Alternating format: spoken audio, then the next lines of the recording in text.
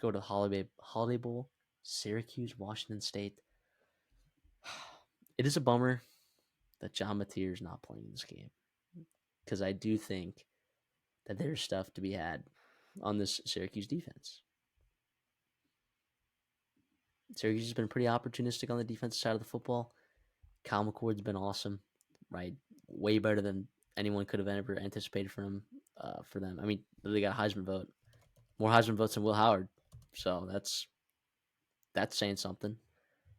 Um, Not that I'm trying to start a narrative or anything at all, because I'm definitely not. But this line is 16.5 for good reason, and I'll lay it for 16.5 with Syracuse. By the way, this Washington State defense is garbage, and I'll let you talk about their offense more because I think you have a little bit more to say about their offense, particularly at that quarterback spot. But they are garbage on the defensive side of the football. They have absolutely gotten shredded by teams that are less talented than they are, right? Teams that are significantly less talented than they are. Oregon State, a team that struggled basically all year offensively, they put up 41. New Mexico put up 38. Utah State put up numbers. Boise State absolutely clapped you. San Jose State put up numbers, right?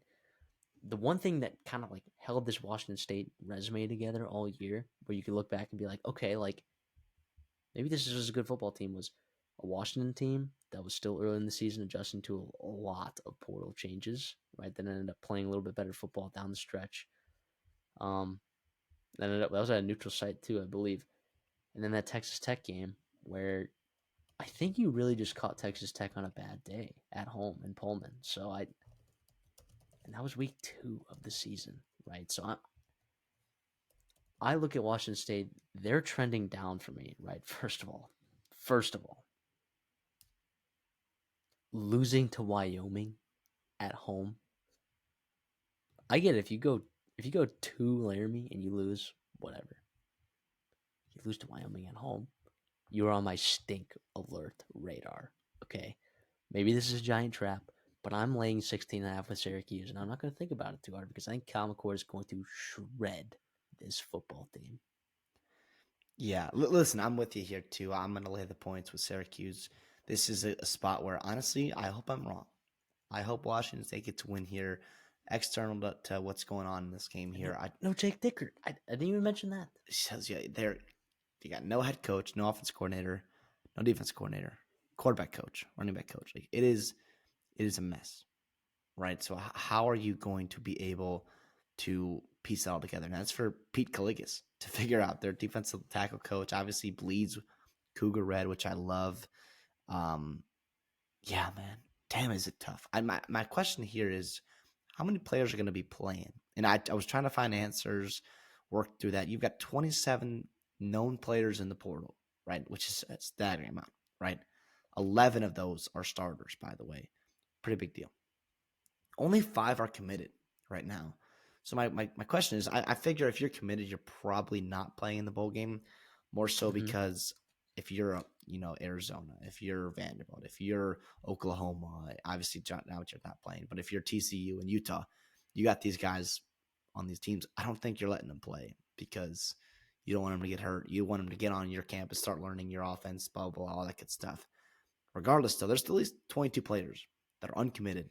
And I don't know if it's because they haven't found the right spot yet or whatever for all of them, but I do wonder how many are going to be playing, and I hope some of them do play, right? But at quarterback for Washington State, you're going to have Zevi Akos. I think that's how you said it. He's a guy who honestly competed with John Mateer in fall camp. He was a 3-year starter in the FCS for Bryant University. He was Big South Offensive Player of the Year. He's going to have eligibility for next year. So it sounds like he's going to be the guy going forward for Washington State, assuming things don't change there. So this is, first of all, a good spot for your fans to see what you have, for your coaching staff, the new coaching staff next year, to see what you have with him. Obviously, you're going to have the short end of the stick because you're probably not going to have your running back. You're not going to have Chris Hudson, right? You're not going to maybe have your left tackle, whatever it may be, your right tackle, excuse me. But Kyle Williams is the guy that has to go off because the Syracuse defense is gettable for sure. But unfortunately, I just don't see it happening. I think Kyle Cord can have 400. I see Meeks, Pena, Gadsden, all the weapons they have. I see Quint Allen running all over that defense, unfortunately.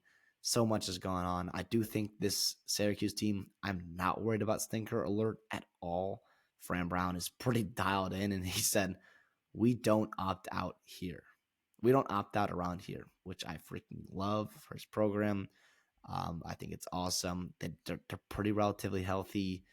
This is a team that's got a lot of momentum. This was a very intriguing matchup. I think, A couple weeks ago. 2 weeks, 3 weeks ago when it came out was going to be awesome. The old Pac-12, ACC, blah, blah, blah. But the reality is right now it's not great for Washington. This, I believe, is the second biggest spread for a bowl so far, bowl season. I think Army's at 17 right now, so it's closing in there, and that's because Army had to play a fill-in team, a 5-7 Louisiana Tech team. So, yeah, unfortunately, I'll go Syracuse here, and probably be putting it on my best bets.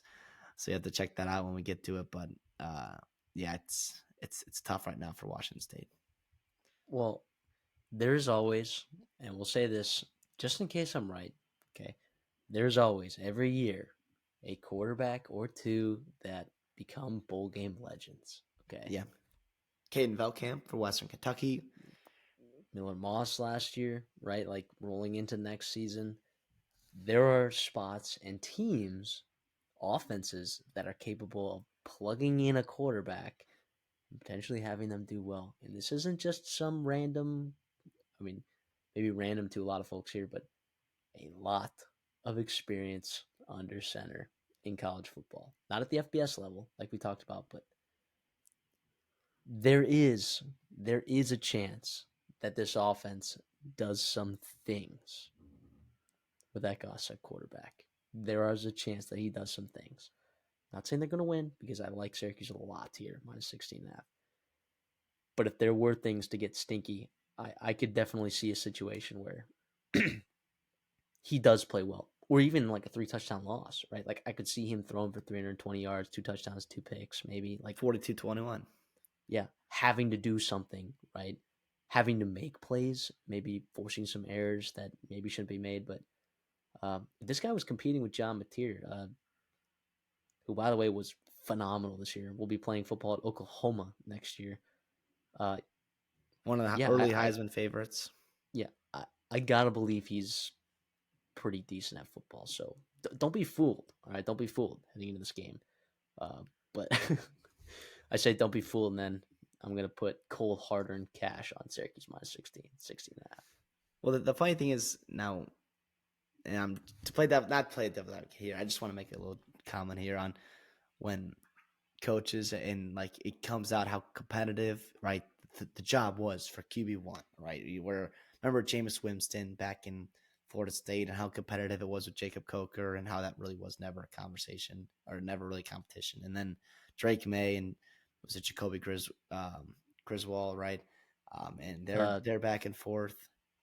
It was Connor. No. Connor's was Criswell? It was Griswold, yeah. Because Drake May would be a senior right now. I thought Criswell transferred in 2020. I thought Criswell just transferred. He transferred back. He was at okay. Regardless, I see what you're saying. I went to Arkansas. I came back. Regardless, I do think this is a spot where they seem to be pretty high on him there. If you go over to some of the Cougar fans and insiders in that program, so it's going to be awesome. Like you said, I'm glad you brought that up. Where this is absolutely a spot where you're going to learn a lot about this team going into 2025.